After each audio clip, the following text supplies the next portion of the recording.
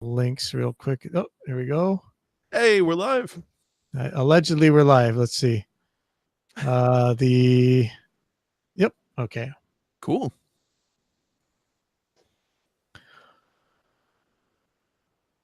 Okay. I'm just gonna put this up real quick. We're still waiting for two guys. Yeah, but we'll be okay. Just maybe post one more.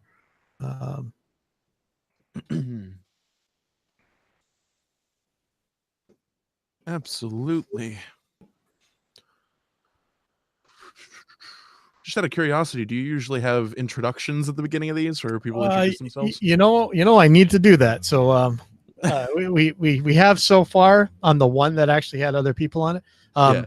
So let me just say it real quick.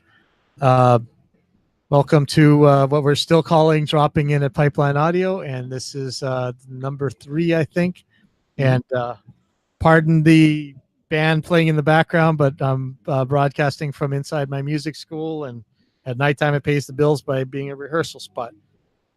So tonight I wanted to have a show about tracking philosophy. It's just something we argue about all the time. You know, do you do zero latency monitoring? Do you monitor through effects? Do you, I mean, you know, if you're old enough, are you recording it as you're hearing it in the mix? And so I called it neither tracker nor mixer B, because really, lately my philosophy has been just not to really distinguish between tracking and mixing. I'm doing the same thing all the time. And supposed to have a couple guests tonight, but so far we have Phil Zio. And Phil, can you introduce yourself and tell people about you and where they can see your stuff? Yeah, absolutely.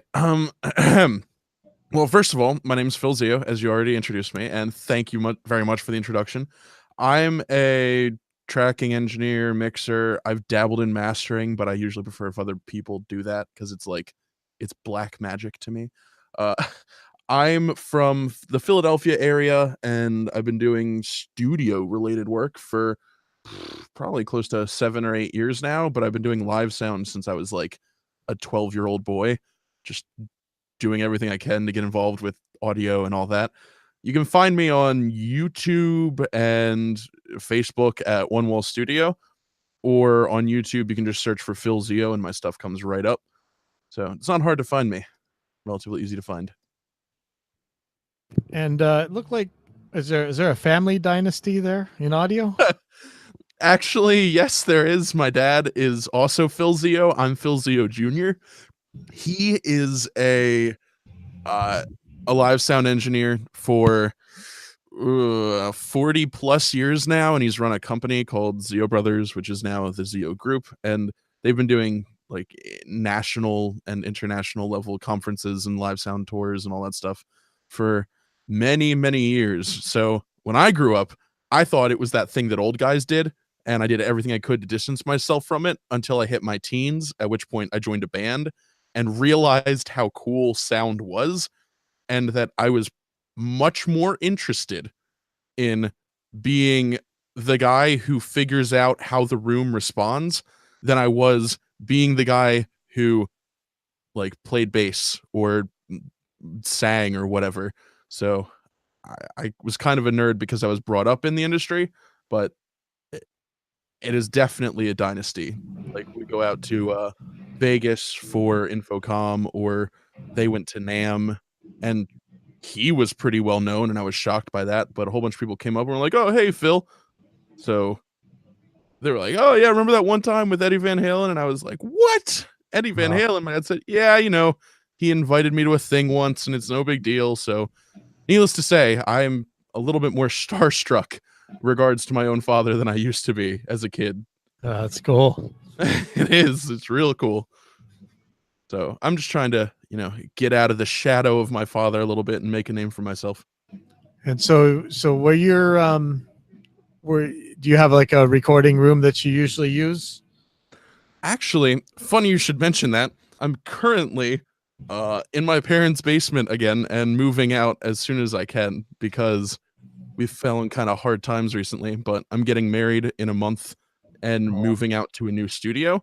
But in the meantime, what I've been doing is using a whole bunch of different studios that I have deals with in the area. So I'll be going to like Percy or Langhorne or Philadelphia or Warminster or, you know, like any of these places that are within 30 minutes to an hour of me. And I've been taking bands there until I build up a big business thing that I've been working on with a couple other people for, I'd say, close to 5 or 6 months now. We're still laying out the plans for it, but in the next year or so, I plan to take it to a whole new level. We've got kind of a revolutionize the industry kind of idea that we're hoping will take off. Wow. You know, you're giving most of us out here some hope. Most of the guys I know that work in audio for the most part are completely broke, homeless most of the time, and never could even think about actually paying money to own something. And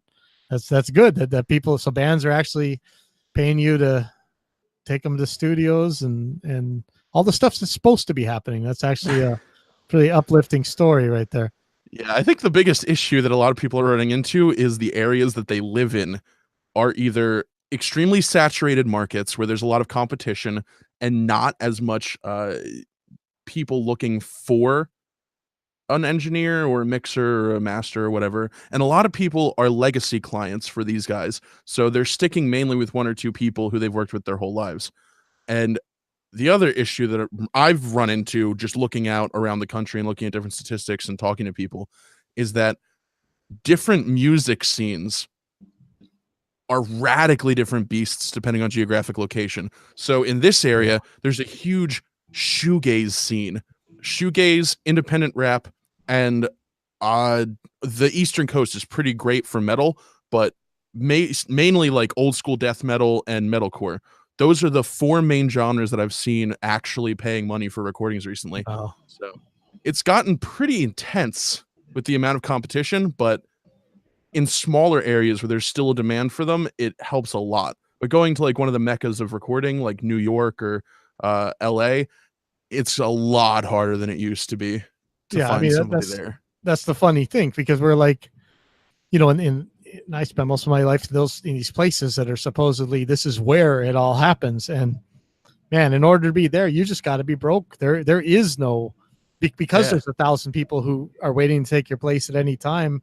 It's I mean, it's a rough, economically, it's a rough life. People don't seem to, yeah. Maybe if you really want to learn and you really want to just do and be, you know, like so many businesses and products I've been involved in, you know, I just want to see them get done because it's the tool that I want to use. So I don't really think about the business side, and I end up really screwed over it. But at the same time, you know, I wanted it done. It got done. So I guess that's what happened. But yeah, same thing as recording. You know, if you really want to be the first guy, you know, that ever touched a 3348 or whatever, you'll eat some crap to do it, you know, and I sure did, you know.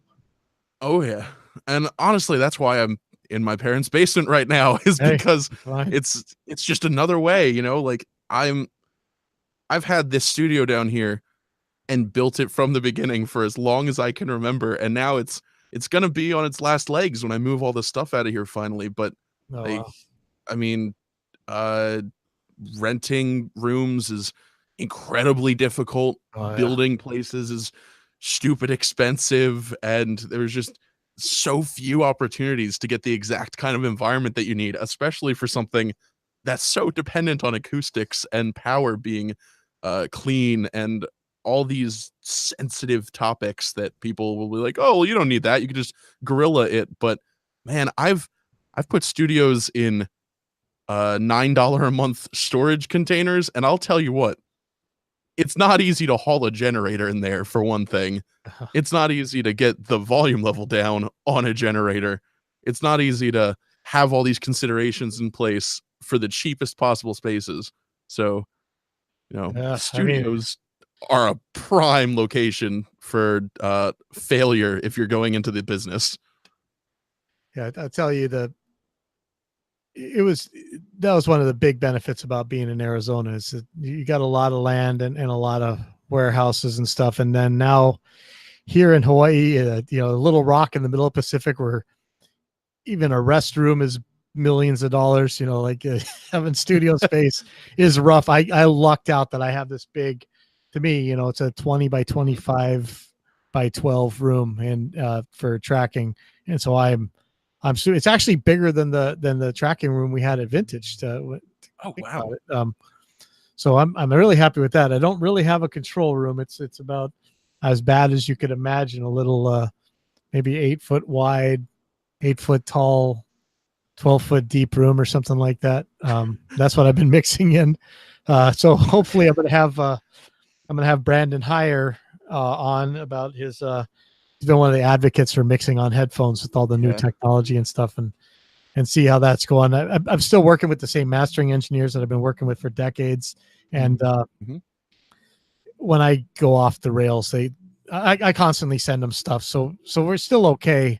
I think it's some kind of instinct thing, but man, I would like to have a much better mixing room. don't we all? And I get exactly what you mean, because right now I am in a box of a room. Like, I've put up sliding doors in places that don't need sliding doors as makeshift baffles and partitions. I put all this stuff all over the place just to make sure that it isn't pure room mode, because that would kill me. Oh man, yeah, I've got some. The one thing we can get here at a decent price is a 3-inch Roxel Safe and Sound. I think it's about $60 a bag here.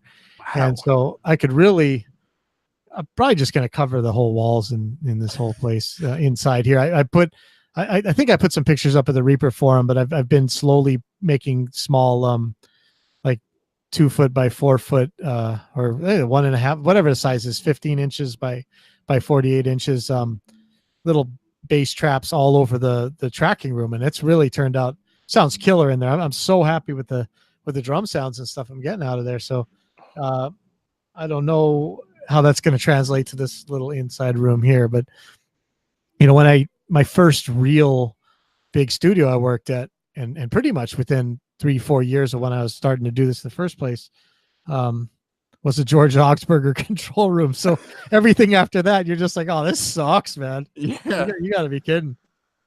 I get that totally. One of the places I work at right now is one of the places I have a deal with, rather, is a room called the Fuge in Warminster. And the engineer there has a Grammy, and he had the rooms designed by big name designers and all this stuff. And I go there, and then I come back home, and I just think to myself, man, I could do so much better. Wow. Hey, it looks like Ed, are you on? I see you talking, but I don't hear you. Let me make sure I don't have some weird setting muted here that I don't know what it is. There's some control thingies here. See, cameraman, control room. Okay. No, it doesn't say you're muted. Why don't we hear you? I don't know. Can you hear me now? We hear you now. Oh yeah, I hear you loud and clear. All right. Yeah. So between me and Ed here, I think we've probably upset half the internet, at least, probably more than that. So if you don't hate me and you don't want to come here, Ed Ray's here. You probably know him as Sonus Man. Ed, can you introduce yourself and tell people where to find you and where to see your stuff? My name's Ed Rye, and I'm a audio tech. Well, what should I call myself? A technician? Sure. Engineer? What do you think? You've been doing a lot of live sound stuff lately, right? Yeah. What are we supposed to be? Techs? I guess I'm a tech. Yeah, we're hats of many trades, and if we start beating you on anything, you can pull in your coach credentials. Yeah, there you go. I'm fired. So yeah, I live in Portland, Oregon. I have a little sound company here that also has a little recording / rehearsal studio. And I'm also one of the house engineers at the Roseland Theater, which is a 1,500 person capacity nightclub in Portland. It's the biggest nightclub in Portland, and currently we are 7th in the world in ticket sales for nightclubs. Yeah, I thought I read an article about you guys in Front of House magazine. Pretty sure. Because you guys were listed on I think, one of the 10 biggest venues for growth in the country or something. One of Yeah, those. it's the owner of the venue owns Double T Productions, and they're huge. They do stuff at like the Moto Center, and you know, he brings in all sorts of acts. So this is just kind of his quaint little venue that he owns, But yeah, we got probably the nicest sound system in town. We got a L Acoustics Kudos line array, and Oh wow. with the SB28 subs and pretty good stuff. It's pretty fun working there. So I'm not getting rich. I'm making Aaron money. Oh man. Oh no, you got a car, right? Yeah, I well, got a car. Somebody gave it to me, but I do have a car, so I can't say nothing. Right on. And then you can find my website. It's on the World Wide Web. It's sonusman.com. So okay, Sweet. so tonight, what I really want to talk about is just our different tracking philosophies. I really, really try and just treat recording and mixing as the same thing. I know that in record I might have something armed, but aside from that, I really am trying not to really change anything and surprise myself later on. I used to record, to do the kitchen sink thing. I'd get everything and tons of mics and stuff, and then later on say, "Oh no, I'll be able to manipulate this to whatever I want." But lately, I've been like, I'm gonna get it pretty close, and I'm gonna be figuring it out as I'm going. But that makes a lot of trouble, and that means you need zero latency plugins for the most part, and you really got to think about things that are really frustrating, and you're dealing with the latency monster no matter what. And I know, Ed, we got the same kind of console right now because I've just switched most everything at the school over to a Midas M32 and a DL32. We've got the Dante card and the USB card and whatever else. But Ed, you were telling me about how you track, and man, it makes a lot of sense. Like zero latency, and these, yeah, I had no idea these X32 things have bajillions of awesome effects built in, like ridiculous amounts. Like they don't even talk about it. Like, what in the world? Like, where's their advertising, guys? Man, I mean, it should be saying all the crazy things that are in this thing, Yeah. So yeah, tell me about how you track, if you can. Well, I mean, obviously, it depends on what I'm doing. I'd say majority of my tracking these days is just doing live tracking, off the console while I'm mixing the live sound. And the obviously the X32 does that right off the preamp and stuff. So long as I'm not fiddling with preamp levels, I'm not, I'm recording whatever's being fed in and whatnot. But I guess I finished my part of kind of a, what do they call that?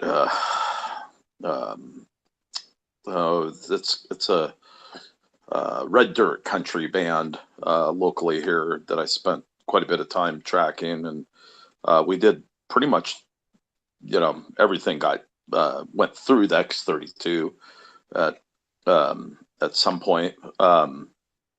I used some outboard pre's on a few things, but most of the album was done through the preamps on that.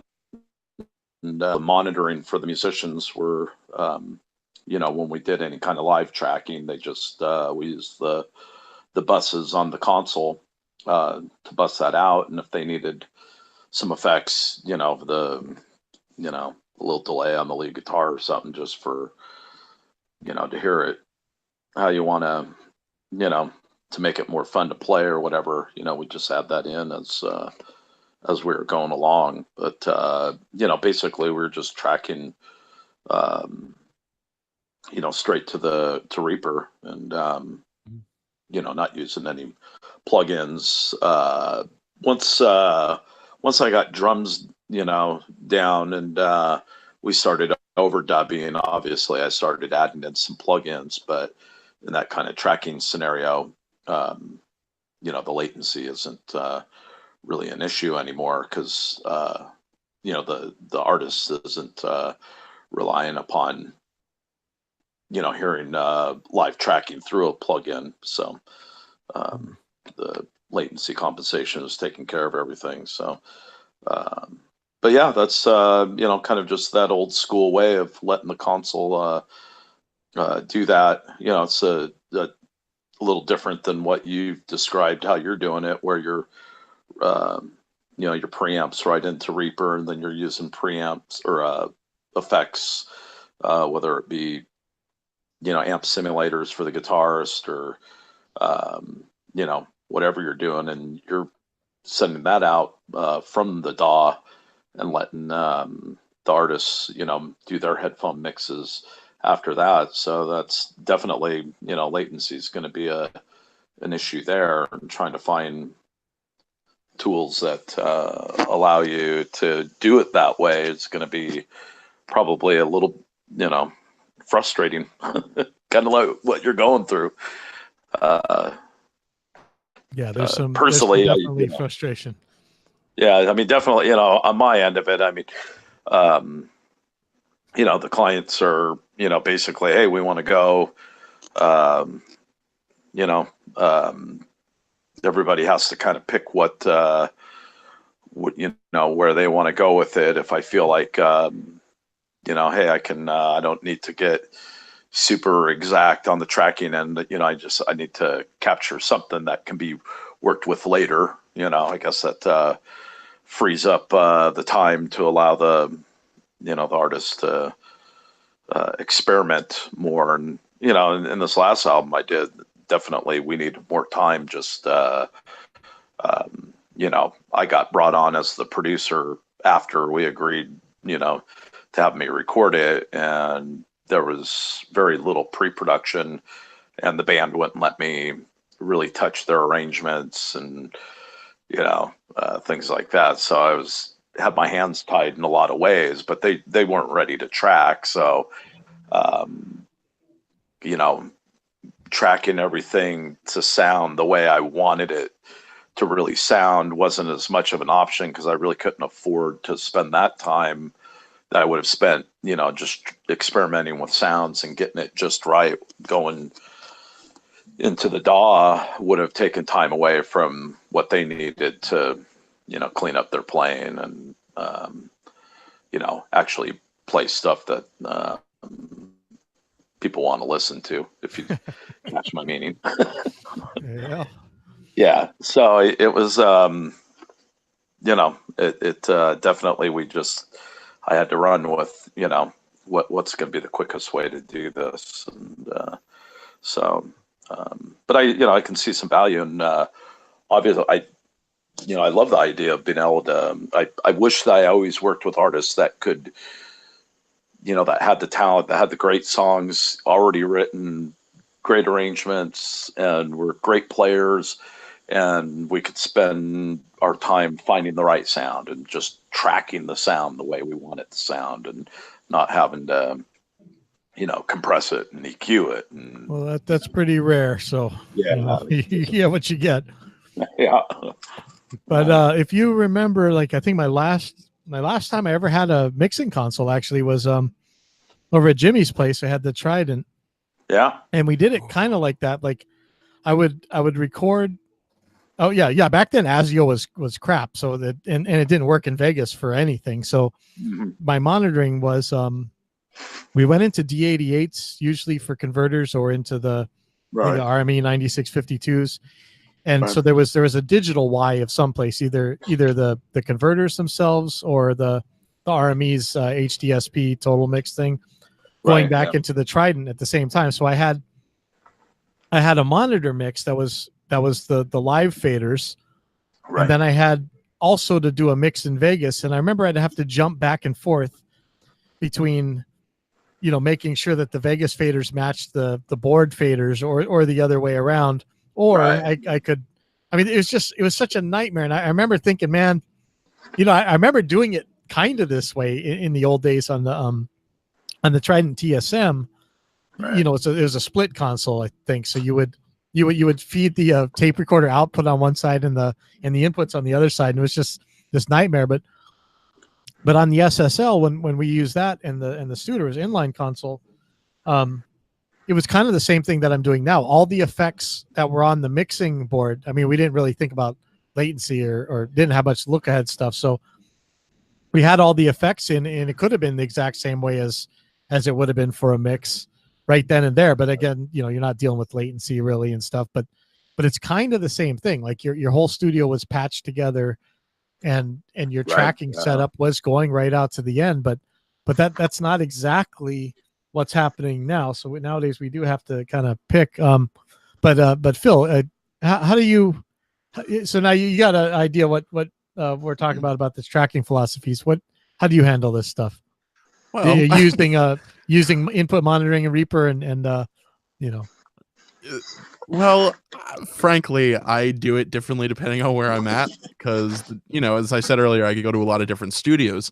But if I'm tracking at home or at a studio that I'm real comfortable with, I will use as many effects as the client wants me to. I have zero latency versions of every effect that I could use. So I have like a zero latency delay, reverb, all that stuff. So having those as a separate set of tools from my mixing plugs, occasionally there'll be some overlap, but, you know, just so that the client can hear a reverb if they want or a delay if they want, and it won't slow my mix down by like 20 milliseconds. That's what I care about.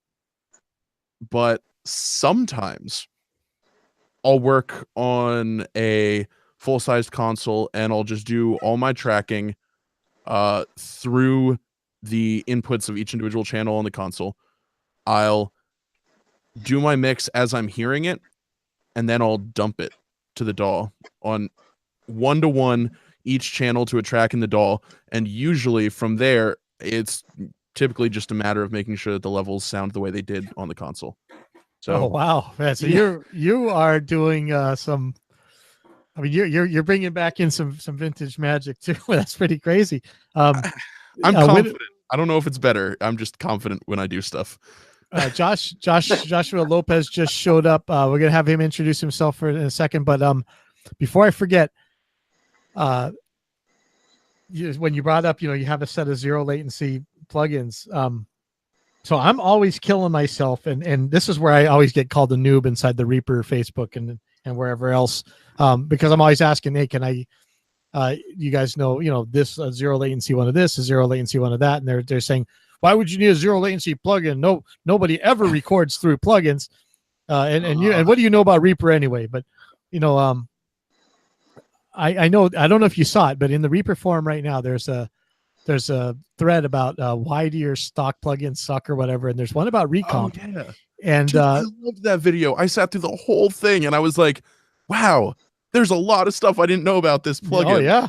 So, you know, I should be embarrassed, and, you know, if Justin hears this, he probably is not going to bother listening, but I did kind of, I kind of beat him into a lot of stuff.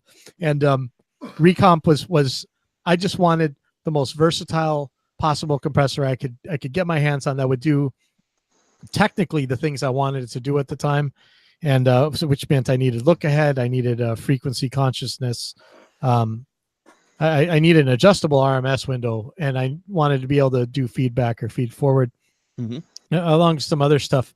And you know, as he added those features, you know, I was tracking and mixing with it as, you know, as soon as he was putting the stuff in. Yeah. And it all worked. And, you know, I never really cared about anti-aliasing or anything, but, you know, it turns out that, you know, I should be embarrassed. I should be accused of being asleep at the switch, because apparently there's a lot of errors in that thing, but, you know, it worked exactly the way I wanted it to work for so long that, I didn't really care. It did what I needed to do. It got out of my way, which was the more important thing than anything. And I was always happy with it. So I'm really glad actually that this guy came in and showed us, hey, this thing is completely broken. So check it out. So I was talking with Justin a little bit about it, but you know, we don't want to break old projects or nothing, and but we'll see. But I was really interested about that, and so, you know, I hope to in a little bit talk to you guys about, you know, what, you know, and I know it's everybody hates it. It's like this is the equivalent of what's the best rap mic rap vocal mic for $100, but you know, I'd like to talk about some plugins that are pretty good. But Joshua's here from Widowmaker Studios. Can you tell us a little bit about you and where they can find your stuff? Sure. Can you guys hear me all right? Yeah, I'm hearing you great. Cool. Nice. So yeah, I'm Josh from Moto Studios. I run a small out-of-home studio in McAllen, Texas. It's like the bottom tip of Texas. And I record most of my area in the rock metal genre, mostly metal it's been lately. But I've been getting out there, and I've even got like one Hawaii band. I think that's in your area. Gorgos. They're one of the bands that I've mixed. And, wow. Awesome. They actually practice in here. So that's, I don't know if you ever saw, awesome. Like, so I have these, I don't know if you ever saw, I have these little kid bands that go around practicing. Yeah. And they're just dominating the adult bands around here. But the drummer for Gorgos is the teacher for the, actually Lenore. And he Lenore took off for a Mollison's. bit, right? Yeah. Yeah, I heard that was the thing. They're like, oh, we're going to need like backing tracks, or we're going to need drum tracks for everything because our drummer, and it took me a while to get them backing tracks, and they're like, you know what? He's back. So we're not going to need those backing tracks after all.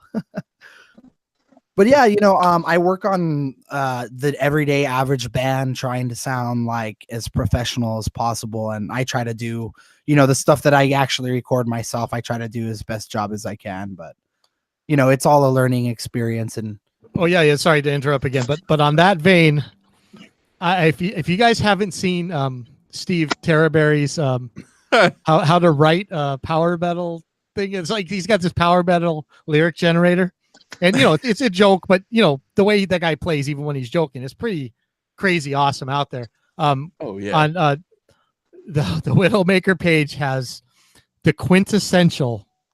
I mean, like down to a T. Like if you had to describe what power metal is, it's the Spinal Tap of power metal. He's got a video of it right on the front page, and I mean, right to the point where the lyrics come out on the screen and everything. That's what is that called? Like Ultimate Guardian or something like that. The one that I have? Yeah. I don't know which one you're referring to exactly, to be honest. I have so many videos I'm working on. Oh man. I mean, the most power metal band I have right now is Immortal Guardian. They're like, that's it. With Marty Friedman. They just started, like, I went to NAMM and I caught them at the House of Blues a few weeks ago, and they're like on week 2 or 3 touring with Marty Friedman, and awesome, having a blast. Yeah, I keep seeing all his snaps, like just constantly on the bus with them and stuff. Super nice band. What's really cool is, you know, they recorded their album on their own. It took them a long process. They had like the drums recorded at Machine Studio in Austin, and they brought everything to me. And when Gabe first came to me, he's like, "Hey, I'm looking for somebody to mix and master, and you're in my hometown, so like that would be really cool." And when he first hit me up, I was like, "Man, I don't think like I'm up for this stuff. Like I'm not that good, but thank you." And like a year passed, and he's like, "You know what, man? Like we're ready to mix, and we think we want to go with you. Can you do a test mix?" And I was like, "Well, you know what? I think I'm up to the job now, a year later." So we did that, and they were all down. He came for like 2 weeks, and we vibed so hard that he's like, "Dude, I need to get you in my circle. I'm going to take you out to NAMM." They paid for me to go to NAMM last year, and just opened my world up to like everything, like all the Legator, all my endorsements, everything I've done, I owe to that guy. He writes all of most of the music, and the whole orchestral background is just like insane, and something that was really hard to manage mixing wise, because they have like choirs, like they make their singer like record like 20 freaking different parts to get the choirs down, and then they have like just, I mean, he's the shredder that he plays guitars and keyboards at the same time. So he's that shredder guy. He was like on MTV for like on Amazingness for like doing what he does. But he's got so much synth lines and so much orchestral backgrounds that I was just like, oh my God, yeah, these guys are like something else. The epitome, the epitome of power metal. Like these guys are it, you know? Yeah. And, you know, for anybody who's, whoever is wondering, you know, like why surround yourself with quality people? When when you have quality people in your life, they tend to do nice things for you, and your life gets better. You know, it's a good story about those guys. It's an energy. It's an energy thing. You know what I mean? Like when we came and spent 2 weeks grinding for like 12, 13, 14 hours a day, we really vibed with each other, and it was just so genuine and so magical that we just like, oh my God, we need to be more part of each other's life somehow, you know? All right. So hopefully, I don't know if you got to hear any of this, but we were talking about some of the different tracking philosophies. I tend to actually run through input monitoring, and I really don't make a distinction between tracking and mixing anymore. So I try to have whatever I'm going to need mixing, aside from like, you know, triggers or something that I need to run trigger tracks or whatever. And most everything that I have at the end of a mix, I could have had during the tracking phase. And that's really, it's almost like the people that I used to hate, these old fogies, the Luddites of the day, when they'd go, you know, record it exactly like you're going to hear it. You know, don't leave yourself any wiggle room in case, you know, you set the compressor exactly how it's going to be. And, you know, I always thought, man, I'm painting myself into a corner. But in this case, I can actually undo it. So I'm not actually that stuck, but I do have a pretty good idea of what it's going to sound like as I'm tracking for the first time in my life, pretty much. So we're going to see how you're doing it. That's the beautiful thing about VSTs is, you know, almost like what you hear is what you get, and then you can just stack them on while you're tracking and see exactly like where this is going to go before you even go there. Personally, but like I hate committing. I'm one of those guys where I hate committing. I hate freezing, like, you know, synth lines or even compression settings. The only thing I can do confident and be like, yeah, this is going to stay is I like to run my vocals through an 1176 on the way in and get like, you know, the character that you're looking for the song or the type of style vocals. That's like the only thing that I can run and like commit to and be like, okay, that's set. That's how I want to hear it for the rest of the album. Yeah, see, I'm too chicken to even do that. I mean, back in the day at Vintage, we had a couple Magic chains. I think we had the only match quartet of M49s left in the world, and I had the M49 to a Neve. Is that a Kelso or a Melbourne? And then that went to an LA2A usually, and then that went to a Pultec, and then that went to our, you know, Studer like 827, and you know, I wasn't very conservative with the LA2A. I was like cranking that thing, you know, I was cranking the Pultec, and you know, I really did paint myself into a corner, but like we didn't think anything of it, and if that didn't work, we'd have the C12s on there or whatever, but you know, nowadays I'm like, man, no, you know what? I'm just going to leave this high pass filter off. And like, I'm just paranoid now. I'm so Everything's paranoid. changed though. Like I go hear mixes that I liked in like high school, which wasn't that long ago, right? 2012, 2011. Wow. But even then, yeah, I'm sorry guys. I'm young. I'm younger than you. Wait, this guy's half my age, Aaron. We're old, man. Okay. So real quick, I hate to interrupt, but no, I don't. But this was killing me when I was learning guitar. It was like 90, 91, and I was like, man, you know, could you imagine the ancient days before there was like electricity stuff? There was this band called Black Sabbath, and that was before anything happened. You know, they didn't even have like fuel injection in cars yet, and these guys had played metal, man. And so I was thinking that's 20 years ago. Okay, now I look back, so it's almost 2020. So the golden age of thrash was what, 30 years ago. 30 years. So not even as old as like we're talking like, oh, Black Sabbath is so ancient, man. Even 1986 was forever ago, man. It's longer, and Black Sabbath is like that's like as far back as World War II was from my birth, you know. Like, wow, I'm old. I still go to the skate park every day, and I can still bust crap out of the 6 foot. So but you played with an LA2A and a Pultec, so who's really the winner here? Oh man, yeah. For real. On that note, I really want to get one of those Warm Audio 2As that they have going on. I really like their stuff. They're good prices, and I can get it on a payment plan on Z-Sound, so that's good for me. Oh well, yeah. I'm always pushing the the good educational mics to me, like the multi patterns and stuff. And I saw that Warm had a their version of something kind of like a 414. It looked like a multi pattern. You could do MS with it and all kinds of stuff. And didn't look like that much money. So hopefully it's good. If it is, I'd like to get it. Well, they're coming out with a set of overhead mics. Oh, you go ahead. I got a band practicing in here, so there might be some noise. Yeah, I'll get over here. But yeah, so tracking methods. Do you want me to talk about like what I do? Yeah, like how do you handle latency? Do you just make it 0 latency mix, or do you actually track through some of your plugins and track through with the input monitoring on and all that stuff? Yeah, I track with plugins. So like usually what I do is I try to keep like my project really small so that my computer can handle what I'm throwing at it in a tracking sense. Like I won't stack like 50 tracks with a bunch of like crazy stuff. But I use I'll do a quick guitar plugin like the Joey Sturgis Menace or Ben Bruce or something that's just gonna get me like a quick tone. And I love to reamp. I really love the fact that I get to edit my guitars and then go mic a cab up in a room, come back to the control room and sit there with my head or my pedals and dial in a tone with everything with drums, with guitar and bass.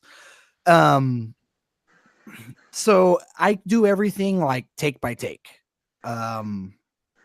And as far as like input monitoring goes, I don't do like, I know, we have interfaces that do like the dry input monitoring. I've never gotten into that at all because everybody always like, I don't know, the people where I come from, there's not a lot of studios. And for my quality of work or like the metal that I work with, I'm one of the very few in my range.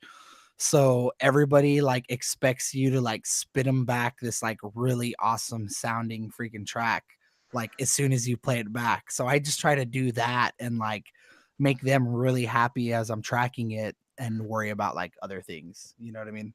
You and me both, man. You and me both. Yeah, because I mean, like sometimes I don't really work with the best people, so I have to find ways to like boost morale, right, so that they can feel good about what they're doing, and then like trying to be like, okay, we're gonna slow this down, or we're going to do it in sections, or whatever I try to do whatever the song is, whatever it's gonna take to get to where it needs to go. But it's a work sometimes. It's a lot of work sometimes with some of these people, I'll tell you. Yeah. So do you have plugins specifically that you go to for 0 latency, or do you just not even look at that when you're tracking usually? I just not even look at that. Like I'll throw like the latency on Focusrite to like 64 the whole time I'm tracking. And I mean, what do they say? Like, it's not really enough for us to be like, oh, that's bad. Personally, man, you just triggered half the religions on the internet, man, at least. I know. And I try not to like fight about that stuff. Like I would love to be like, yeah, guys, like I do 0 latency monitoring and I have all this cool ways to do that and be like, I thought when I got into recording, because I grew up playing guitar since I was 5 and stuff and grew up around music. I thought when I was recording that I'd be that guy that was like the supernatural recorder and everything sounded real and awesome. But when I started doing it, I was like, man, I'm really chasing for perfection and I really don't care how I get there. I'm just going to get there as much as possible. Yeah. No matter what anybody says. That's the way to do it. But yeah, I know like a lot of old schoolers, they sometimes see that like, no, I wouldn't do that. Like one of our best engineers in my city, I'm like, do you edit? And they're like, yeah, I mean, like I'll spend an hour editing everything in one track and like maybe scoot intros and outros. I'm like, dude, you know how much time I spend editing just drums alone? I have editing days, man. Yeah. Oh yeah, yeah. And then that's kind of my thing because I'm just not separating tracking from mixing much. I'm sitting there chewing on them all the bands like peeing, So here comes all the drums. Like, man. They come back from whatever they're doing, and it's like, oh wow, we really nailed that. It's a good thing we practiced so much. I'm like, dude, I wish you nailed that, but yeah, thank you. You're welcome. And see, everybody trips out with me because like I'm one of those guys who try to edit as much as I can on the flow. And like I have my templates laid out. So like if we're gonna layer like 3 layers for the mains, 2 for each harmony, I just start like, okay, record that, and then I cut it, shove it down, record that, shove it down, and everybody comes. I have these old schoolers who have been running Pro Tools since like it started, and they come in and sit on a session. They're like, "Oh my god, dude! Like, what are you doing? Like, I have to like press record and like let them retract for like 3 minutes and then like try to slip in the next part." And I'm just like, wow, that is not how it works anymore. That is a major slowdown in the process. Yeah. You know, so who was it that's graduated high school in 2012? Was that for real? That was me. Yeah, I graduated in 2012. I graduated 2014. Oh Jesus! Oh, crazy. So I've been mixing on native DAWs since either 98 or 99, right? So what was it when you started? I was using Vegas. That was really, I mean, if you look at Reaper, you can tell there was a lot of influence from Vegas there. But so let's see, this was a Pentium 450, I think was the thing. It was a Pentium 400, and was that 300 megahertz? Yeah, something like that. And you know, you would make this work. And so today with some crap laptop, I've got about maybe, I don't know, if I did the math right, probably comes out to 8 or 5 kajillion times more processing power. So like, I don't even worry. Like, you know, everybody talks about freezing tracks and stuff. I'm like, man, I don't even worry about it. It's like you got so much and back in the day, like, you know, we had the one really good LA2A vintage. We had 3 or 4 kind of okay ones, and then after that, you had a bunch of ADLs or the anti-Demiria ones or whatever, and some tube techs, but really, you had one LA2A you really liked. You could pick one track you could use it on at a time. That's it. But now, you know, with these computers, you get like whatever plugin you like. You use 5 bajillion of them, and it's your computer's not even close to choking compared to the one was in 1999. You know, so. I'll run 20 instances of Contact just because I can. Same. All run like loading 30 instances of Reactor. So we had a thing early on where we had one of our little kid bands here when I was first got here to this school, the Random Weirdos, and is at the time when I was trying to test this like Reaper Live thing, and I know I made a couple web pages about it or something, but it was the kids didn't have any guitar amps or anything else. They had everything was going through the computer, and I was switching their guitar sounds and reverb and mutes and all kinds of stuff. And this was a what would you call those things? The Core 2 Duo. There's a Core 2 Duo, and man, that had enough power for live. And that was, I don't know, I was probably running at like 128 buffers on a Moto. So that's Moto. Probably just under 10 milliseconds, I think. I have this band called Sonic Boom, and we play like video game tribute, like our own metal versions of video game music. Oh yeah, so like I have. Thank you. I actually have like I'm working on a video with Ben from Power Glove, so I have like a bunch of cool stuff coming up. But anyways, one of the things we do, the way we play live, if we play in a convention, I had this idea where I was like, we can just pay for a vendor spot and go with a speaker and Reaper, and we'll use like my Head Rush Line 6 and like a SansAmp RB rack, and we'll just process it on Reaper and give everybody like a live sound. Oh, and the drums I'll use like a Roland mesh kit, loading like perfect drums. Yeah. So lately I've been doing like these conventions inside where I actually just mix everything on Reaper using like the Joey Sturgis JW, the Joel Wanasek bus plugins. And it sounds like you're listening to a CD, but like at normal listening volume. Yeah. Oh yeah. That was the other trick for us. We had to, you know, these kids, I taught the kids that any place you can find power and you haven't been arrested yet, that's a place you can play. So these guys were full gorillas. So I was like, the one final frontier that we got across is volume. And that volume comes from the drums. That's Troublemaker. So they were playing actually Schwa, you know, John Schwartz, the other guy in Reaper, he sent the kids an electronic drum set from Alesis, and we were running Steven Slate drums out of that thing, and that's what we were doing in the beginning of it. And it worked awesome. So you're doing the same thing, right? So yeah, I mean, I started with Steven Slate too. When I found out that you can like hook up an E kit, I was like, forget any module. Any sound that a module makes is just not. It's just not good to me compared to SSD. Oh. Yeah, compared to SSD. Yeah, exactly. And that's just a start. Like I'm really digging Perfect Drums. Oh wow. If anything, like in a real mix, I'll just like mix in my favorite SSD sample just because like Kick 10 and Black Kick are still awesome. So that's 10 still? Yeah. The Kick 10. Got to. I mean, just put it in there. Just put it in there so that they're like, oh, they won't tell it's Kick 10, but then they're like, what do I like about that kick? Kick 10. Oh, man. We're all fired. Kick 15's where it's at. So Perfect 15. Is that's Rail, right? That's Rail John Roget, whatever.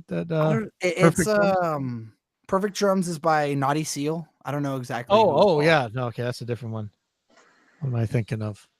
Yeah, I saw an Ola video for I can never tell with these Ola videos because like he'll be playing and things sound just absolutely awesome. You're like, oh man, it's killer.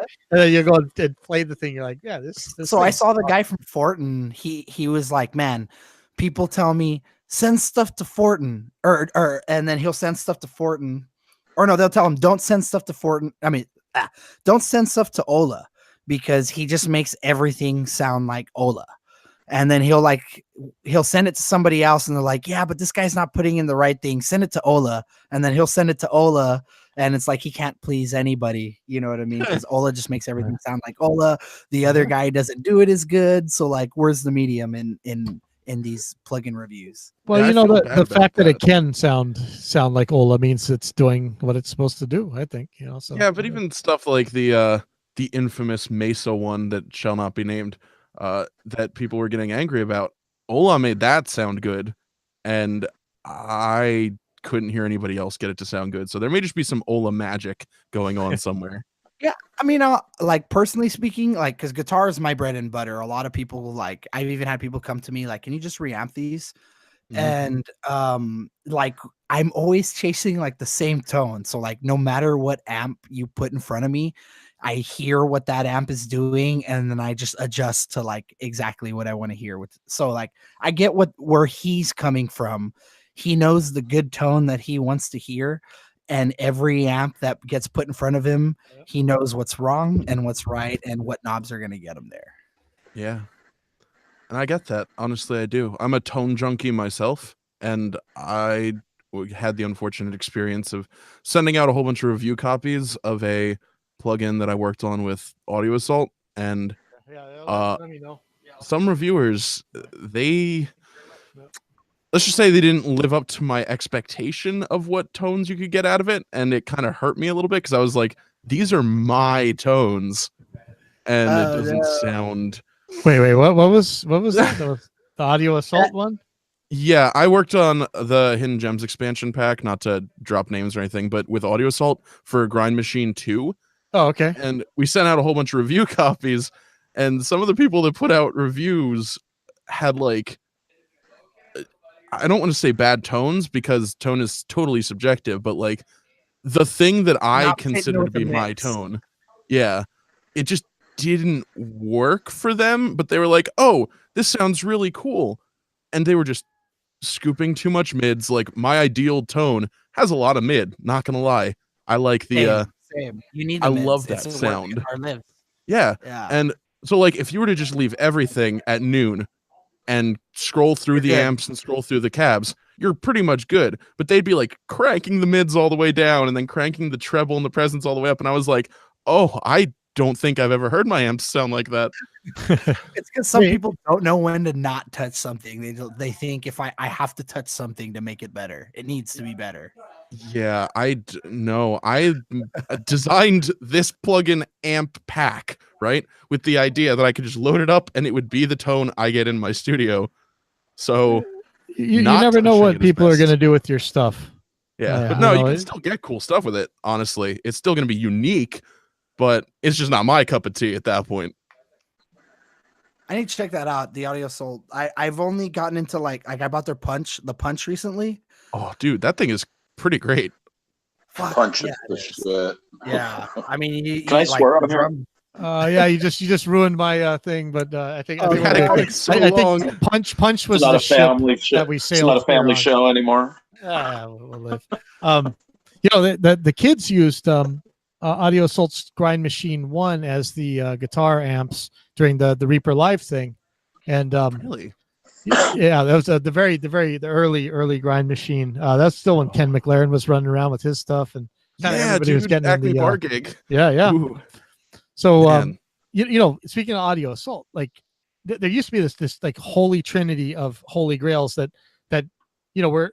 I remember in 1999, I was like, oh, any day we'll have these things. We'll have a real harmonizer on the computer. We will have really good DSP reverbs, and we will have Mutt Lang treble boosts like our old Dolby stuff. And man, it just never. I remember this Storm Recording Studios came out with a synth edit plug that kind of did the treble blaster thing, and there was a bunch of wannabe attempts and stuff. But when Exciter came out from Audio Assault, that changed the game on me. I mean, that was really like, I'm no longer going out to I don't even want to admit it. Sometimes I would go out to hardware for stuff, which I really hate doing because it ties your hands. And if you're not at that place where you can use it again, like you're mixing at home or whatever, you're screwed. So I don't like doing it. But Audio Assault's Exciter gave me everything that I ever wanted out of a Mutt Lang type plug, and then some. It does a little bit more distortion. You can get a little bit more angry and aggressive with it, which I love. Fight War of Words is my favorite album that ever existed. And but now there's one from a company called I don't know what they're called, but the plugin's called Type A. I think it was $40 and I bought it, and it's absolutely sounds like the actual Dolby trick. A little bit more than the Audio Assault one. But so I use them both now. Yeah, audio thing. That's it. So one is just angry, aggressive, and we'll do the all the Def Leppard stuff and everything. But the Type A one, you could do really, you could just do the hissy air. And if you know what I'm talking about from some of the bands from especially the 80s, where they would do pitchless yells, where it'd be like gang vocals, but without really a pitch. Type A will do that with no problem. Yeah. But it's strong. It's very substantial. It's just it doesn't sound like there's a pitch in it, even though there is. But I'm trying to think, like you would actually hear it on like Def Leppard stuff, actually. Definitely. But I love those cute little tool things that people put out there. Like, I just want to do this one thing and I want to do it perfectly. It's almost always worth it. I mean, Joey Sturgis finally gave us like a good widener. I think I know side widener. Always trying to like give us the next best plugin, and though I don't think he hits it like every time. Gain reduction is a great plugin. JST Gain reductions on all my stuff. Gain reduction. I actually switched to the JW one, but really? Clip. I mean, JST Clip. You cannot go without using that. Or I actually used K-Clip instead. K-Clip from Kazrog was my jam. T-Rex? Yeah, but JST Clip is way lighter resource, so I switched to that. It's just one knob. Yeah. You know what I mean? Like one knob louder. That to me, it does everything you need it to. It's on all my drums. And I keep trying to like go and use the Drum Forge one that they did, the DF Clip, because it's got like the 2-band thing. But I don't know. To me, it's like you just need to have one stop. This 2-stop, like you start getting, like the whole point of a clipper is to cut everything off, right? Yeah. And just cut it. It's not gonna go past that. But to me, I feel like if you have those 2 bands fighting with each other always, you're gonna kind of get like different dynamics back. Yeah, almost. And I heard that when I was listening to Tom's. Like, some people dial it in once and then it sounds perfect the rest of the time, and they'll have like these massive convoluted tom fills and it'll sound perfect and it'll sound so controlled. But then I tried to do it and it was like, I can't quite get there. It's just like, it's either the toms are tubby, but the click is really abrasive, or there's no clipping on the high end and the lows are all like it was hard. Yeah, so I was like, just one knob, I'll EQ it and filter it or whatever the fuck before, and dude, I'll put it on a tom bus. I don't care. Like, for me, it's like every shell. Like, I do it on the tom bus, I do it on the snare bus and the kick bus, and then once in a while I'll put it on the main drum bus, but I usually try to Whoa. let my bus plug in. Just to like make sure like, okay, we're cutting after the compressor like pumps Yeah. it, you know, to give you sometimes like more transient again. Like, Yeah. okay, maybe it needs a hair cut off, but like very lightly. Yeah, I mean, I hate to name drop again and try to like give these people brand recognition or whatever, but if I find that it's not punchy enough, I'll just use multi-transient from Audio Assault because it's drop it in and choose which band I want to be punchier, and it's usually fine. That's all I need. Give them all the give them all the brand recognition you want. It's not going to hurt anybody, and you know that's always the thing. Is like, you know, sunlight's always the best disinfectant anyway. So if they're messing up and the more people hear it, good. If they're doing good, the more people hear it, good too. If it's working for you and it's being like awesome at it, I definitely want to know about it. Dude, the last band I worked with, they got their reviews in like Decibel magazine and a couple of blogs here and there, and they're pretty exciting, I think, because a lot of people are giving them glowing reviews and their stuff's not even out yet. It's all pre-release reviews. They could not live without multi-transient on their snare. Like, their drummer is incredibly anal. He came from a jazz drumming background. So he was like, I want to hear the snare the way it sounded, and that mic dulled the sound of the snare. And I was like, what'd you use? I actually tracked the drums at a studio out in farmland, like in Percy, PA. So when I was driving there one time, I had to wait for a group of chickens to get off the road. Like, it was that out there. And I was like, oh, I guess chickens do cross the road, and I don't even know why. But by the time I got there, the mics had all been on the drum set, and it was a beautiful like red DW kit. And I talked to the guys, and I was like, look, we can just use this, I guess, if that works for you. Go in there and play it, see if you like it. And the drummer just lit up. He loved the sound of it in the room that it was in, and it was like, yeah, this is perfect. When we tracked it in context of all the other stuff that happened, like all the days of intricate miking work and tone crafting we did with like pieces of tape and Sharpie and mark out certain areas on like the tone stack. It was like, we worked so hard on the guitar tones that when it was all said and done, the drummer said, yeah, those drums don't sound as punchy as they used to. And I was like, yeah, okay. So let me put this on here. You can adjust these knobs, right? And see which part of the drum you like best. Because I wasn't getting the sound he wanted. I was shocked at how anal he was about it. I hate when that happens, and it's always drummers. But was he right? That's the trick. Was he actually right, or is he just pretending to be happy? He was absolutely right. And when I heard it, like, he actually boosted the attack, right, on the band of like 400 hertz to 1K. And I was like, really? That's the part you want to boost? And he was like, yeah, that's what sounds like the drum to me now. And so whoa. it's I could see that because my drummer, he was a metal guy, and then he's been playing with a jazz band like every weekend for 3 days a week for like 3 years now. And his style is completely changed, and he doesn't like the way I process drums. And he's like, that's not how a drum sounds, you know, like the Joey Sturgis or like, you know, the modern day producer drums. Like, that's just not what a snare or a kick or that's not what they sound like. And I think it's like more like they don't like that high end tacky stuff. You know what I mean? He doesn't like that and the thud or not the thud, but like, you know, like that snap, the snap specifically. He's like, I don't want to hear that. Like, I don't know. Weenies don't like impact. That's the thing. They're an old school death metal band, right? So I was processing it like old school death metal because all the references they gave me were old school death metal. The band's called Basilisk, by the way. They're amazing. But isn't that an information trap? Yeah, it is. Definitely. Oh, now we're all doomed. But no, it was actually a really good sound. And when I brought in one of my guys to listen to it, I was like, listen to this, right? Does anything stick out at you? And it got to a section where there were blast beats, and the guy looked at me dead in the eyes and he said, that is the most aggressive blast beat on snare I've ever heard. And I was like, on a real snare. On a real snare, yeah.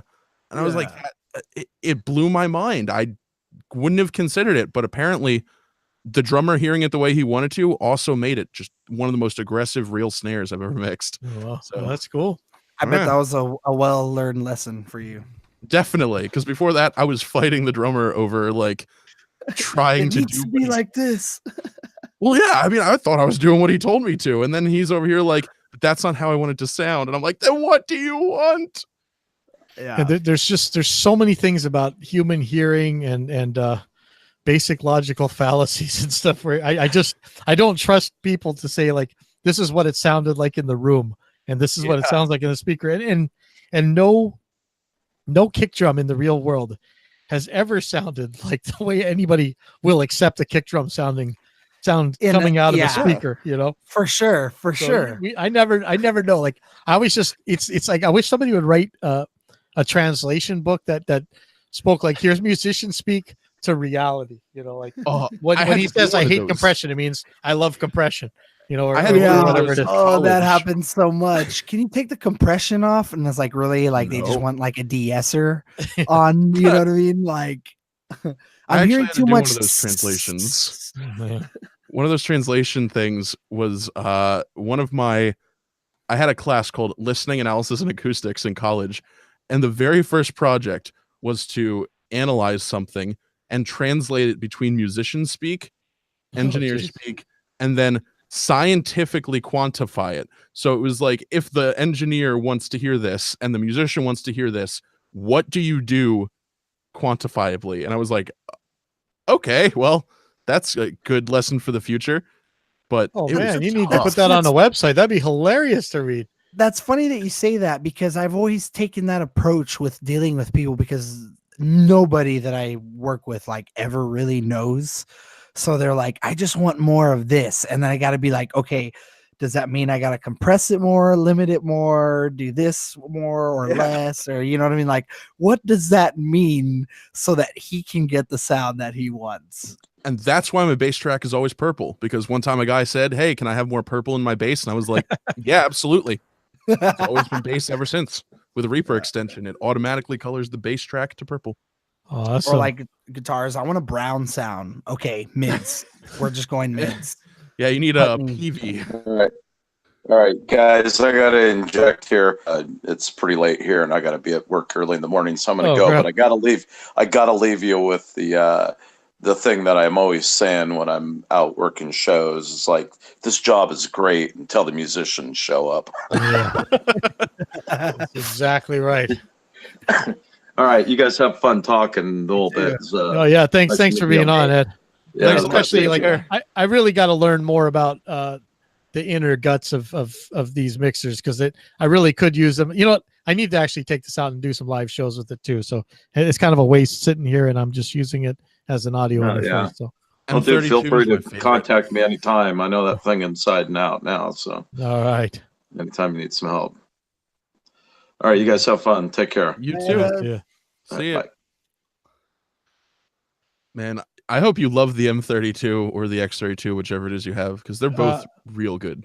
Yeah, I've got the M32, and all the better. It was this guy was really cool guy. He really wanted to donate some stuff to the school, and he's like, and I was saying, hey, like I really, I don't know if you ever seen, like I'm always making like charts comparing sound cards and things, and to me, for the last 10 years, we've had Ethernet ports on all computers since forever, and the idea that we haven't gone to network audio a long time ago is blowing my mind. So I thought, I'd like to at least try some network audio stuff, and I was like, this Behringer thing, it's like $900 at the X32 rack, and it's got everything we need. I'll just take my Motus out or leave them in the rack, then I can always use that stuff later, my Focusrites or whatever.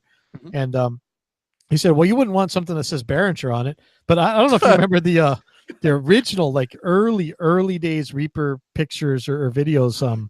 I think some of you guys might not have even been born yet or something, but we had I had piles of mic pre's. Like, I mean, what Ed came over and visited one time over at Studio Z. We had a wall that was just filled with like Focusrites, SSLs, APIs. I mean, you name it. Every mic pre you could dream of. There's a Voxbacks in there, a bunch of other stuff. Just crazy. Neves, 1272s, 1073, at the whole, every pile of mic pre you could think of. And I would keep doing videos where we were using like these Behringer 8-channel mic preamps and stuff, because I'm always like, if the song sucks, I don't care what mic pre you put it in. and nobody's ever going to say, hey, that song would have been a hit if only you used this other mic pre for it. So, I appreciate good mic preamps, but I always want to put them in context. Like where is it in importance of this thing? And to me, the Behringer X32 rack, especially since we're buying the Midas DL32 no matter what for out in the room. I was like, it doesn't matter if it says Behringer or not, because the only thing, we're never going to hear any of the analog part. I guess we will, because I'm going out the speaker outputs or whatever. But I'm like, I don't care. And he's like, no, it's worth the extra money. So instead of this rack that would fit where all the rest of my interfaces and stuff fit, now I got this giant mixing console. And the last time I had a mixing console was I think the last time I saw Ed in person, and I think that was 2005. And so so of course the first thing I do is say, hey, this thing's got motorized faders. So I get on our forums and that Reaper forum, the Behringer forum, and start controlling Reaper with it, which was really fun for about 2 weeks. And now I've gone back to using it as an interface. But it's an excellent interface, and I really, I mean, here's the thing, like that. So for the X32 is about $900, the X32 rack, and then I mean, you can find a deal, I'm sure. I'm looking at it right now. I'm just like, oh man, I would love to grab one. They're good. And then that plugged into a DL32 or an S32, whatever. You've got a crazy powerhouse with one cable going between the rooms. Like, man, I'm not. I was born at night, but I wasn't born last night, right? That's good stuff. So I have the Dante thing for it as well, but we're actually having that was the subject of the first episode of this was some problems with that, but Focusrite is taking care of it. I have every confidence that they'll get it before the actual Audionate guys do. But, that band Amora Guardian, I booked them like 2 shows in my hometown, and we played the first venue, and they use an X32 as their rack on the road. Like everybody uses that as their monitoring system, and they'll send out like copied channels out to the front of house. And they brought me the X32 mixing console first, and I've not used to using a console. It like took me forever to do everything. Wow. And then the second day they were like just handed me the tablet, and I was like, oh, okay, this is my because I like those PreSonus. Everybody down here has like a lot those PreSonus Lives. and it's real basic. I just love every channel. You can have a compressor, limiter, and an EQ. Like that's all I need to make anything sound, to put anything where I need to put it. Yeah, I don't need this big mixing console. So. I love PreSonus. I'm kind of a shill for PreSonus, as it were. So anytime somebody mentions PreSonus, I'm like, ooh, looks around at my studio, sees all PreSonus, and then a Behringer composer off in the corner looking lonely. Yeah, I need a if you're running PreSonus interfaces, I think I'm missing a couple of driver families in my my round trip latency roundup thing. I don't know, what are you running from them? I'm running them actually Firewire still. Oh wow. Yeah, so it's I've had these for a while. I've got them to one of those TI cards, PCI. And I'm using the universal control. So the driver version's like 4.13, and it's got, the most up-to-date firmware, which is still pretty old. But so wait a second. So you're running you're running a Studio Live? Is that the series? No, I'm actually running 2 Fire Studios. So the Fire Studio. Holy crap. Unbelievable. Yeah, no, it's a throwback, but wow. Hey, they've never stopped working for me. So well, I'll give you during the beta days of Reaper, everybody was scrambling to get their gear. I think there was some writing on the wall that it was kind of obvious that the Reaper was going to at least be a player. And my partner back then, Jimmy Z, Studio Z, he's always talking to companies and stuff, and we had the Fire Studio plus the Digimax FSs and stuff they sent, and first Fire Studio showed up dead in the box. The second one wouldn't talk to the Firewire chip set. So we got a different Firewire. Yeah. So the third one worked for a while and then croaked. And then the fourth one worked for as long as we were testing it. But those were Dice 2 chips. And this was the beginning of me going around the internet, just screaming my head off. Like I'm a lot mellower now, but back then I was anything that said Dice 2 in it. I was like livid. I'm like, dude, don't buy that. Don't buy that for the studio. I don't want to see that.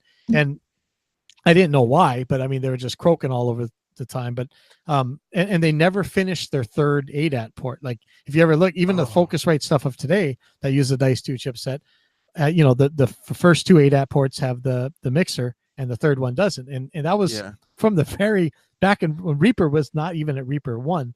And but the thing that killed me is that I love PreSonus because they would always make exactly the product that a certain chunk of the market needed. They knew exactly what features to put on it, and they did it, and they really meant well. And man, they bent over backwards, even though I'm talking massive crap and I shouldn't have been. They really made sure everything went right with that Fire Studio. But man, just, you know, friends don't let friends drive Dice too. I mean, they should not have been doing that. It's not just my studio monitors are also PreSonus. Like I'm pretty sure I have PreSonus stickers, and I have a PreSonus Tube Pre, and I have everything PreSonus you could imagine, like that came out before 2015. So I started on an audio box, and like I don't know, I just moved to Focusrite and just stuck with that. I use an 18920 as my main, and then I use like a Tone Beast preamp and pretty basic. I'm the type of guy that's like, since I'm poor, you do as much as you can with what you got. Like really use it to like the full potential. You know, like right now, my band Sonic Boom for our light show live, I use like the cheap MIDI the interface, the DMX, yeah, but like the cheap one, and I actually use Reaper. I set MIDI channels to Show Express, and that's how I program my light show. So I run a Reaper. So I love Reaper, and this is why I had to get a tattoo, right? You're the nut with the tattoo. I'm the nut with the tattoo. Oh, man. And it's funny because Joy Sturgis, they were like in a session once, and they're like, my friend works with him, and he was saying like, oh, this one guy like got his tattoo of Reaper and stuff. I saw him at NAMM last year, and was like, yep, that was me. That. But when that picture showed up, I showed it to Justin, and he's like, hey, what do you think? You know, he's like, we didn't answer me for a couple days, I think, man. It's like, oh, that's rad or something. And it's funny because like I don't have many tattoos like at all. It was just like, you know, one of those like Friday the 13th thing, get like a cheap tattoo, and I have a friend who like he's not gonna make me do the 13th thing. And I was like, man, you know, Reaper's been such a big part of my life. Like, I remember I used the free version for so long, and I had like over hundreds of hours already logged into it.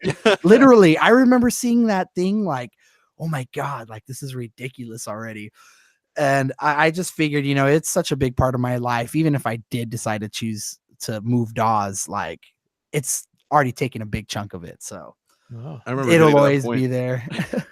But that point where it was 600 hours over however many months, and I was like, I think mine was like 500. I think it was like mine, like 500-600, and then I mean, it's so cheap too, like only $60. Well, I tell you, you know, I guess what he says he should do like a Reaper history show, but this I'm not exactly sure what ended up making for sure the honorware thing, but we had a friend who had to do this live transmission from a golf show out in Phoenix, and you know, because if it's wintertime, every golfer in the universe is in Arizona someplace, and when he went to fire up his recording and transmission system, one of the plugins didn't want to authorize, and there was just no way that he could fire it up and get his job done. So he ended up using one of his friends had a Zoom recorder,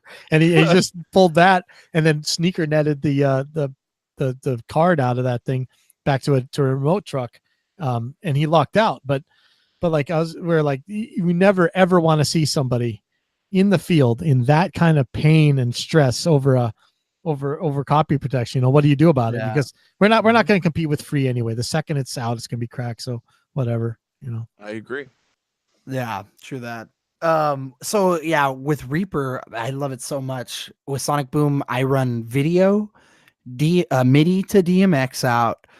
Sometimes I'll run guitar, like clean DI out into like a line 6 if my guitar player doesn't want to show up, and all the backing track stuff. And I think that's it. Yeah, I mean it takes care of all of that every show for Sonic Boom. So you're taking computers on stage? Yeah, we use a laptop. Yeah, I use like an i5, like a higher end i5. My second episode of this was I was trying to do a monologue, and I probably should have scripted it, but I was talking a lot about what I've been working on over the last couple of years was bringing the studio to the stage is really giving us all the guitar switching and sound power that we have on our mixing, but to take it out live, and in order to do that, I don't know if you saw in the Reaper forum, there's a lot of stuff going back and forth where we were modifying like SWS Live, M. Schnell, and a couple of the other guys were making switching plugins and switching crossfade stuff. So we were turning Reaper into the ultimate pedal board. And I've been working with some of the guitar amp modeling companies over the last year, and just really trying to make a convenient setup where you're not like scared to death, like, oh no, this cable's not going to plug in. And one of the things was I was making a wireless MIDI battery powered Behringer FCB 1010 pedal board.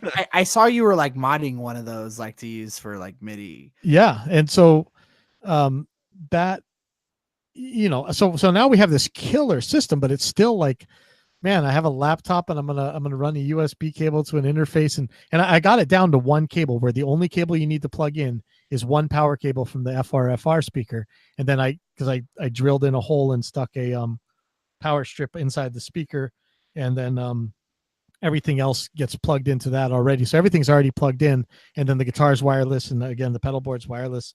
So you really just have one cable to plug in. But even then, like, it's just scary lifting up the laptop and hoping it doesn't wiggle the USB out or something. Like I really am hoping that we find some like really stable small way, like maybe one of those little itty bitty computers and use a tiny monitor or something. I think everything needs to get like proprietary. Like there needs to be an OS or something that's going to use the drivers that you're going to need to use and use everything efficiently, so that we don't have to worry about like it loading up a freaking anti-spyware program while you're trying to like load up Reaper at the same time. Or so the tablets look pretty good so far for this. So I was able to get an iOS one that worked real good, but again, the software on the iOS is kind of crappity. Guys, I have a laptop, and I use Reaper on everything. I use Reaper on studios that have Macs with my portable hard drive. I have my PC at home, and then I have my Linux laptop on the go. So Reaper is on everything. And when you said that only loads the drivers you need, I was like, I have a configuration with my Linux distro that is basically that.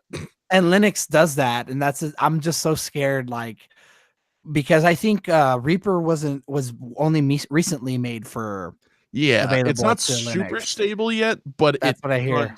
So good, like that's what I hear. So if you guys are friends with Jack Winter on Facebook or whatever, or at the forums, I can't remember when he first showed up, but he has been in the club since pretty much day one, and he's been,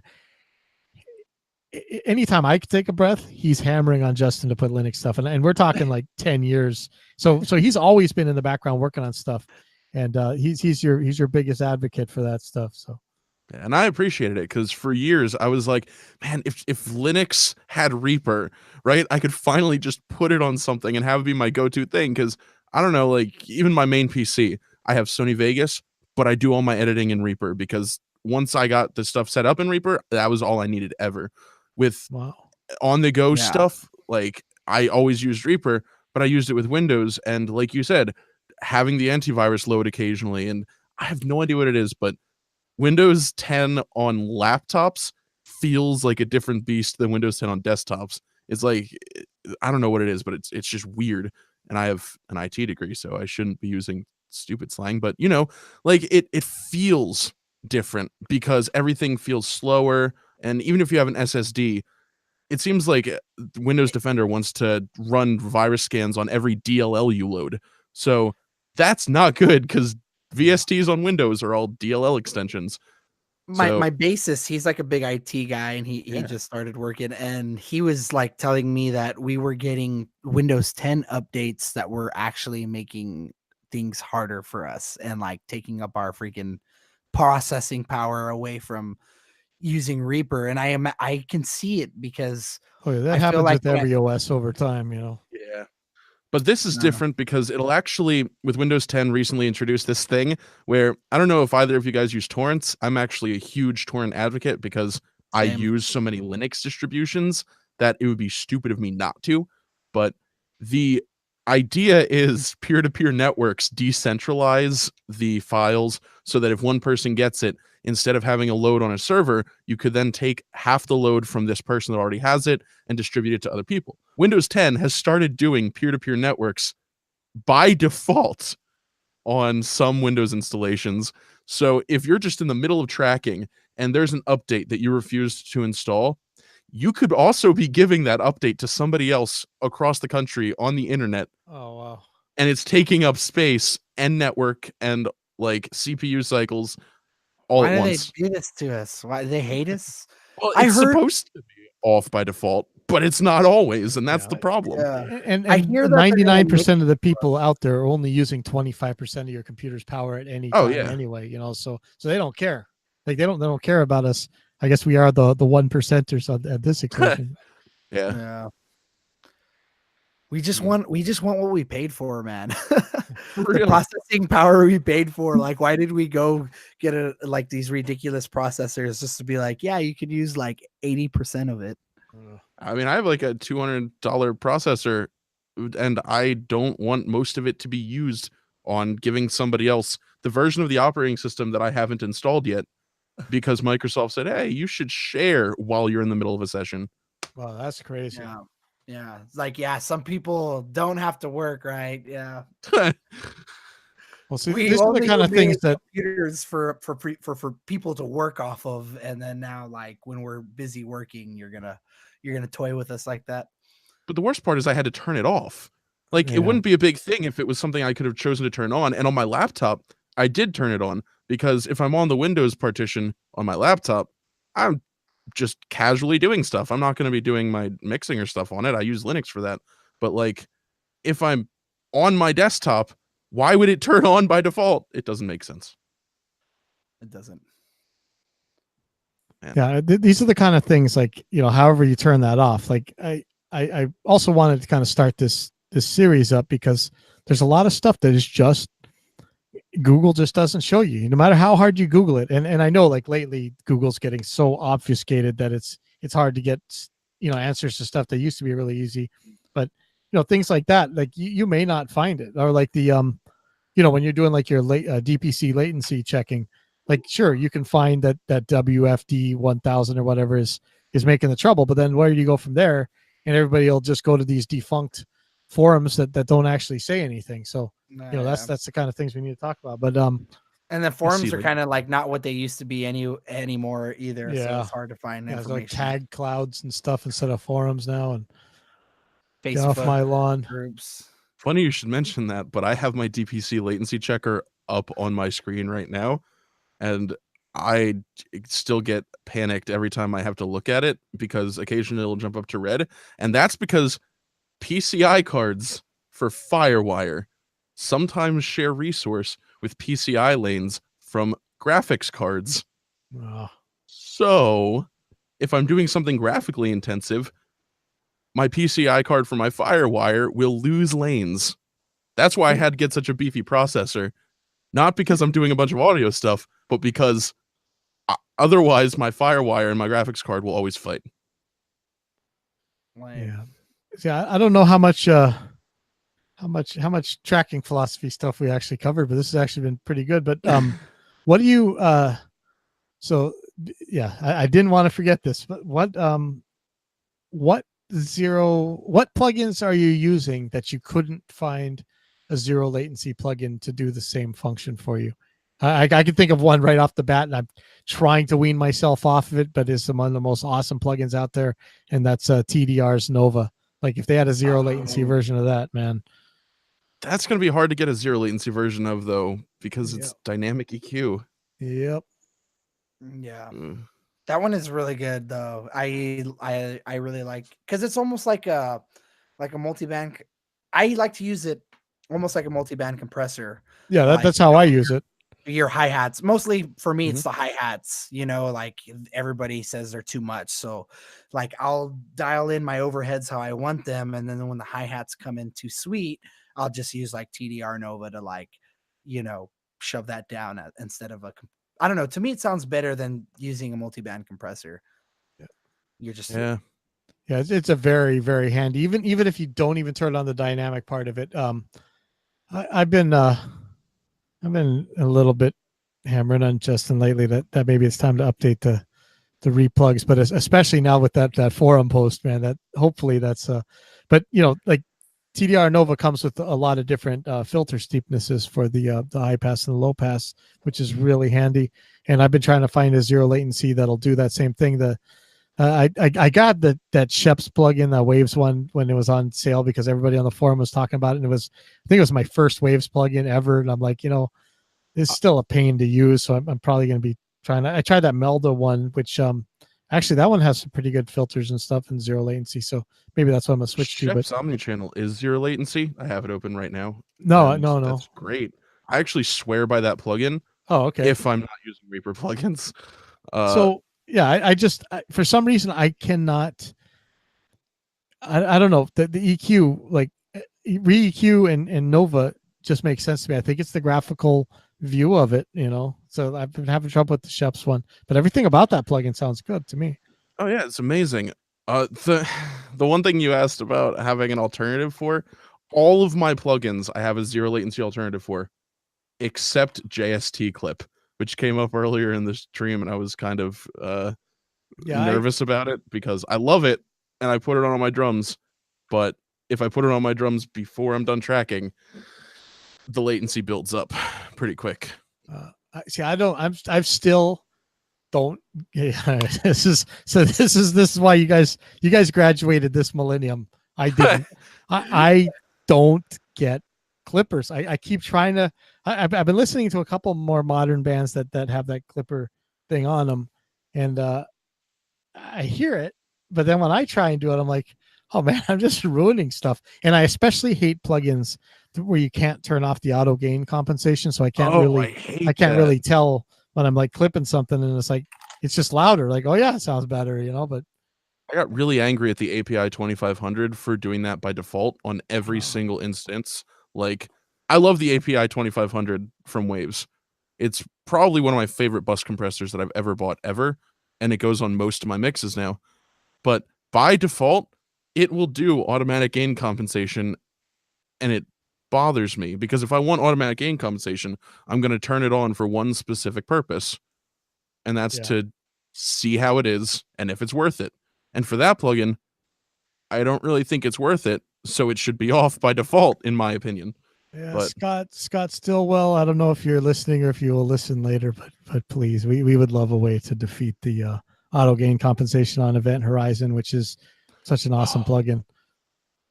Event Horizon. I use the JS of that all the time on the Reaper competitions, actually. Does anyone else do the Reaper competitions, the monthly one, the Reaper contest? I keep meaning to. I need to check that out. I haven't. Yeah, I keep making the kids around here grab it and play with it and stuff, and then I never end up following through and checking on them whether they did or not. It's so much fun. I look forward to the beginning of every month so I can grab them and mix it in one night and then submit it and be like, yes, now I get to wait for 3 weeks. Oh man. See, for me, it started like Nail the Mix when they started. You know, I've been a member since like month 2 with Joshua. Oh wow. And I've only been around since like month 6. Man, it's because I got his Creative Live, and then that like he had just came out with Gain Reduction, and then I think shortly after Menace came, and then he started Nail the Mix, and you know, it turned into a whole big deal. Yeah. And Man, I totally forgot where I was going with this. It's okay. I have it open in another tab. So. Well, guys, this is it for me. Oh, okay. Were you out on the thing? Yeah, That's all right. yeah. It's been like a little over an hour. It's like almost 3:00 over here. Oh wow. Really? It's 3:38 over here, and I'm going strong.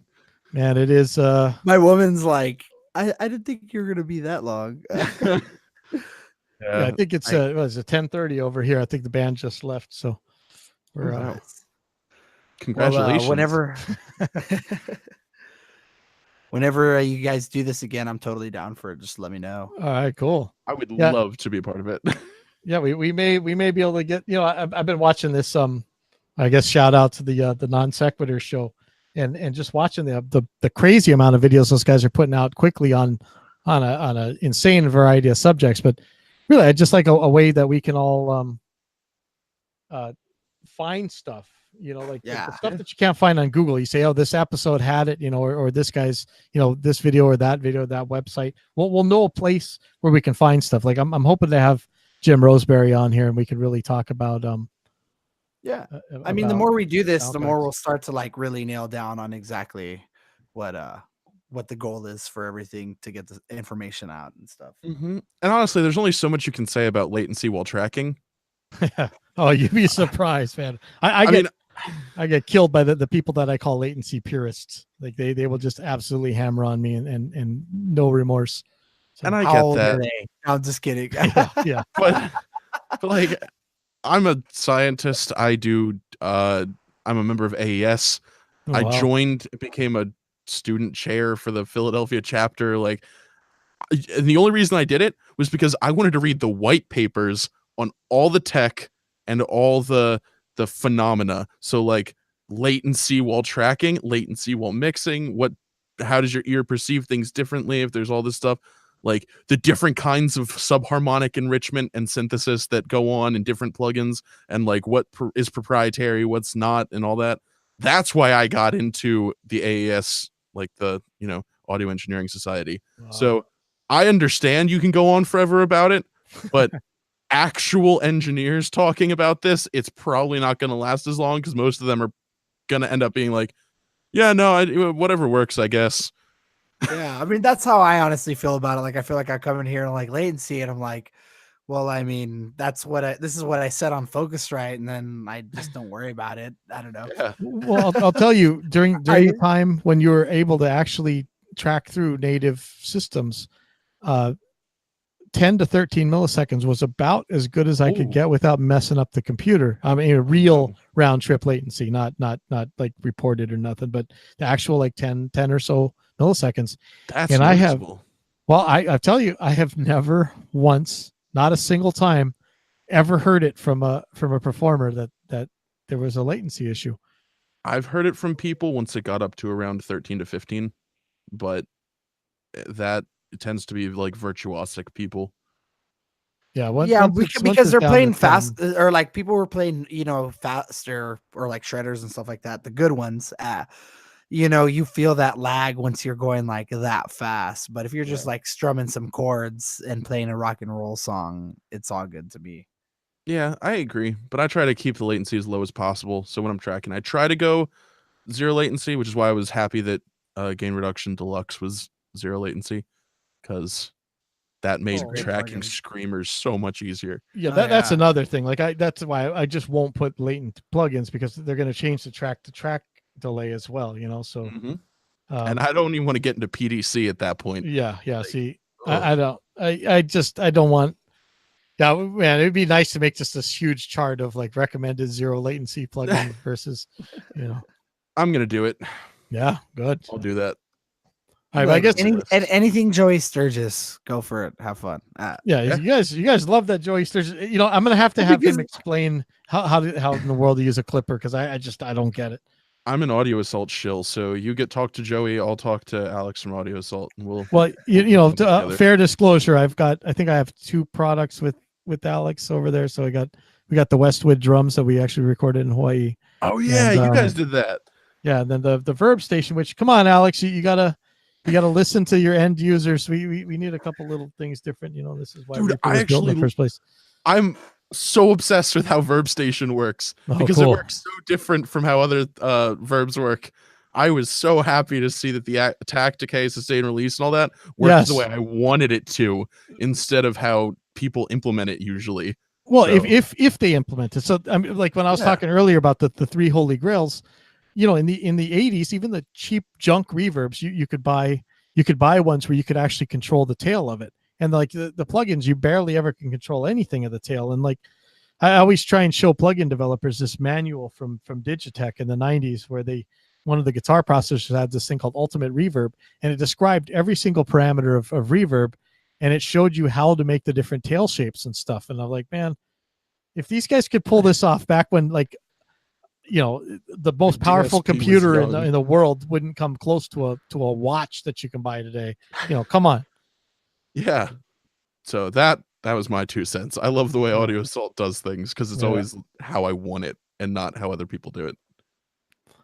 Yeah, he pulls off some good stuff, and that new thing with the way Grind Machine does its whatever it is that makes it sound like things that it sounds like without getting into lawsuit territory or whatever that Alex has been working on. It's pretty awesome, and man, the proof was really in the pudding when I heard the acoustic part of Dirt Machine. I'm like, oh wait a second, dude, you know? Yes. Okay. That's why I had to make a pack for them. I was like, man, I want to work with you and get my tones to people out there because this is the only platform that does it the way I want it to.